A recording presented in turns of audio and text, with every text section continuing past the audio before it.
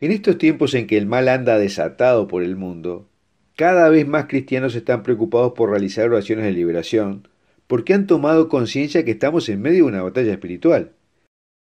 Y entonces buscan oraciones de liberación tanto para liberarse de algunas ataduras como para precaverse de interferencias malignas. Y hay algunas oraciones importantísimas para esto que a veces no las rezamos con un énfasis de oración de liberación. En este video hablaremos sobre cómo entender lo que es la guerra espiritual, cuál es el campo de batalla y qué armas tenemos a nuestra disposición.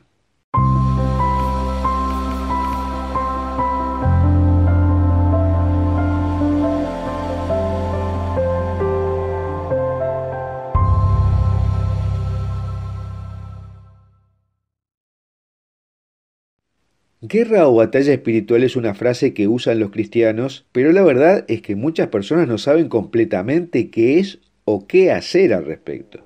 Veámoslo en detalle. Ya sea que estés convencido o no, Dios te creó por una razón. Él te creó para conocerlo y experimentar su amor. Él te creó para que ames a los demás como te amas a ti mismo, y para que uses tus habilidades y talentos para el bien del mundo, para guiar a las personas hacia Él con tu ejemplo, para testimoniarlo.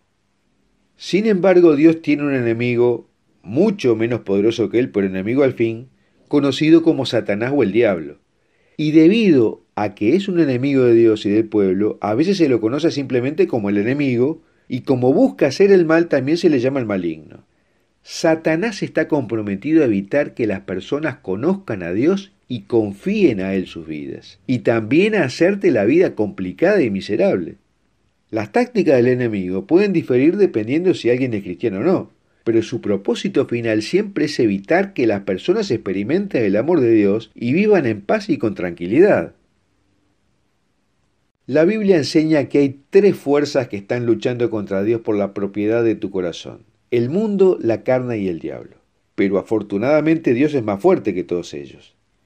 Y el enemigo siempre está presente en estos tres combates para llevarnos a rendirnos ante el mundo y la carne.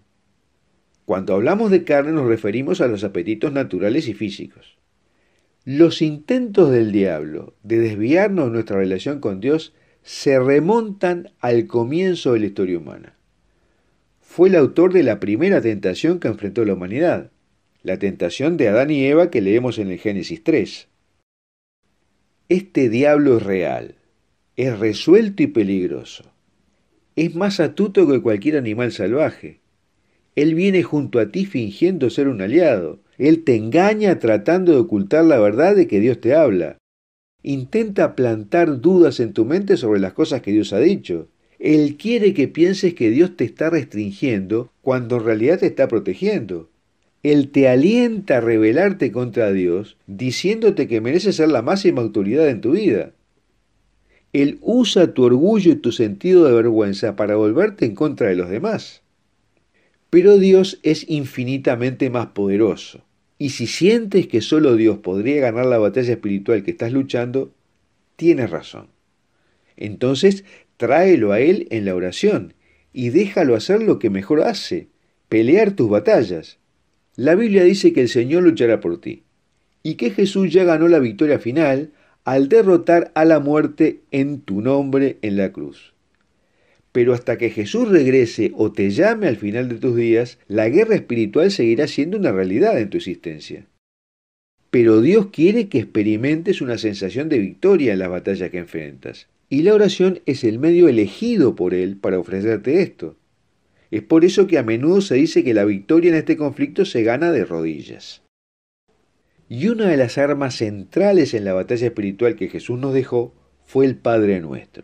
Quizás sea una de las mayores oraciones de liberación si la oramos de esa forma, clamando la liberación ante los ataques del maligno. Y el padre Dwight Longenecker nos ha contado la tesis del psiquiatra cristiano Kenneth McCall, que lo expresó en un seminario sobre ministerio de liberación, un tema del cual él es experto. Durante las preguntas y respuestas, tres mujeres le dijeron al doctor McCall que había una reunión de aquelarre de brujas en su ciudad y se preguntaron cómo deshacer esa invocación al maligno. Y el doctor McCall le respondió: En mi experiencia, en la mayoría de los casos, todo lo que se necesita para liberar un lugar del mal es que un pequeño grupo de cristianos comprometidos se reúnan y recen en silencio. Y luego repitan juntos la oración del Señor concentrándose en la frase líbranos del mal. Eso generalmente funciona.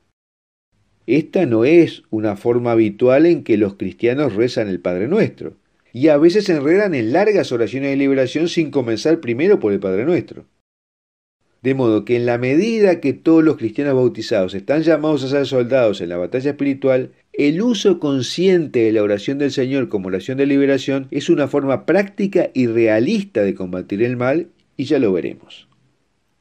A veces olvidamos que la batalla del Señor contra Satanás fue una dimensión importante de su ministerio. La Biblia dice que Jesucristo se encarnó para destruir las obras del maligno. Recordemos además que inmediatamente después de su bautismo en el Jordán es llevado al desierto para confrontarse con el enemigo. Y a partir de ahí lo vemos expulsando demonios, sanando a los enfermos de cuerpo, mente y espíritu y derrotando definitivamente al enemigo a través de la cruz y su resurrección. Y la oración que menciona la Biblia que Él nos dejó como arma para la batalla espiritual es el Padre Nuestro, o sea, la oración del Señor. Y para rezarla como una oración de liberación debemos concentrarnos en 3 frases.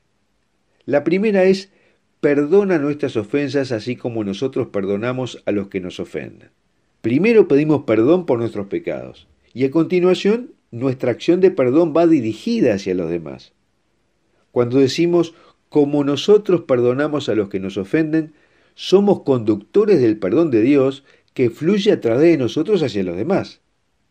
En esta doble frase aceptamos el perdón y nos convertimos en canales del perdón de Dios. Este es el primer paso importante. Y para poner énfasis en su dimensión de liberación en la batalla espiritual, hay que rezar el Padre Nuestro lentamente en esta frase. Cuando esto se combina con un buen examen de conciencia, los pecados son perdonados y nos convertimos en los vasos del perdón para que Dios pueda obrar a través de nosotros. De esta manera, la oración del Señor se convierte en un sincero acto de contrición, lo cual también posteriormente debe completarse con el sacramento de la reconciliación.